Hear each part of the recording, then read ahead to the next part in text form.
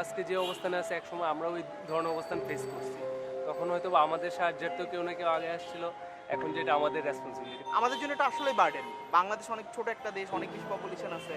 এখন 8 লাখ বা 16 লাখ রোহিঙ্গা যদি আসে, ওদের কস্টিং আছে, থাকা খাওয়ার কস্টিং আছে, সুতরাং এটা খুব হার্ড হবে। বাংলাদেশ সরকারের আমার মনে হয় যেটা করা উচিত যে মানে বা পাশে আমাদের যে নেবারিং কান্ট্রিগুলো আছে বা মিয়ানমারের যে নেবারিং কান্ট্রিগুলো আছে তাদের সাথে কথা বলে এটা হচ্ছে একটা মানে সলভ করা যায় কিনা। আবার যদি কোনো দেশ স্বাধীন, তারা স্বাধীন পায়, তাদেরকে যেমনি হোক আমরা পুষাইয়া তাদেরকে জায়গা মতো করলে আমরা বিশ্বের কাছে ভালো, জনগণের কাছে ভালো। অ্যাকচুয়ালি মানে আমার দেশের প্রোটেকশনের জন্য সব কিছু ব্যবস্থা করে তারপর তাদেরকে অ্যাজ এ মুসলিম হিসেবে হোক অথবা অ্যাজ এ মানবতার কারণে হোক তাদেরকে আপাতত আশ্রয় দেওয়া, এবং এরপরে হলো যে কূটনীতিক মাধ্যমে এর একটা সমাধান করে বহির্বিশ্ব যারা আছে, জাতিসংঘ যারা আছে, তাদের মাধ্যমে একটা সমাধান হওয়ার পরে তাদেরকে আবার পুশব্যাক করা। আমি মনে করি না এটা কোনো স্থায়ী সমাধান আদৌ হবে। কারণ আমি যদি দেখি আমাদের বাংলাদেশে এমনকি নিজের দেশে আমাদের যে আদিবাসী সম্প্রদায় বলে যাদের ক্ষুদ্র গোষ্ঠী, তাদের উপরও তো একই রকম অপারেশন চালু আছে। তাদের নাগরিকত্ব নাই সংবিধান মতে, তাদের আবার ভূমি অধিকার নিয়ে অনেক ঝামেলা আছে। তো আমাদের নিজেদের দেশে যদি এগুলো ঠিক না করি আমরা আসলে, তো বাইরের দেশে যে রোহিঙ্গারা যারা আসতেছে তাদের নিয়ে কী ভাববো?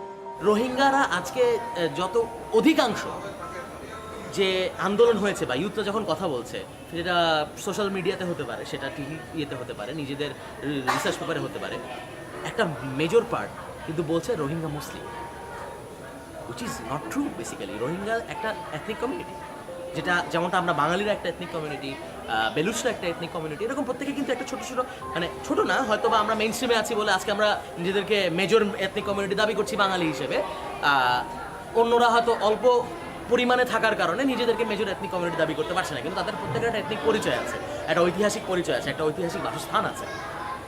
কেমন লাগবে আপনাদের যখন দেখবেন আপনার বোনকে ঘরবাড়ি উজিয়ে পার হতে হচ্ছে আরেক জায়গায়, কারণ আপনাকে স্টেট জায়গা দিচ্ছে না?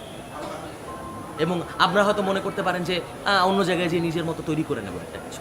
মনে রাখতে হবে সংস্কৃতি এমন একটা জিনিস, এটা মিথস্ক্রিয় হতে অনেক সময় লাগে।